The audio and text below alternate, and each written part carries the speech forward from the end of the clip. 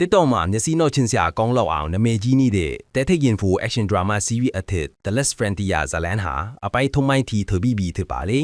Apple TV Plus မှာထုတ်လွှင့်ပြသနေတဲ့ The Last Frontier ဟာတဲထိတ်ရင်ဖို action drama series အသစ်ဖြစ်ပြီးပြည်သက်တွေကိုအစားကနေအဆုံးထိဖန်ဆားထားနိုင်ပါပါဇာတ်လမ်းအကျဉ်းကတော့ Alaska ပြည်နယ်ရဲ့တိတ်ဆိတ်ပြီးလူတူဝီးလန်တဲ့အရက်ဒေတာတစ်ခုမှာအကျဉ်းသားတွေတင်ဆောင်လာတဲ့လင်းရင်သစင်ပြကြရာကနေဇလန့်ကိုစတင်ထားပါတယ်ဒီမတော်တဆမှုကြောင့်အန်ဒီရဲ့ကြီးတဲ့အကျဉ်းသားအညာတရားနုမြောက်သွားပြီးဒေတာခံတွေရဲ့လုံခြုံရေးကိုချိန်ချောက်လာပါတယ်ဒေတာရဲ့တဦးတဲ့တော့ US Marshal ဖြစ်သူ Frank Remnick ကဒီအဖြစ်ပြရဲ့နောက်ွယ်ကအမှန်တရားကိုဖော်ထုတ်ရင်းလူမြောက်သွားတဲ့အကျဉ်းသားတွေကိုလိုက်လံဖမ်းဆီးရပါတော့တယ်လေရင်တက်ကြမှုဟာမတော်တဆဖြစ်တာဟုတ်ရဲ့လားဒါမှမဟုတ်ပိုကြီးမားတဲ့လူဝိတ်ကြံစည်မှုတစ်ခုရဲ့အစော့လားဆိုလာကိုစိတ်ဝင်စားဖွယ်တွေးမိနေရမှာပါ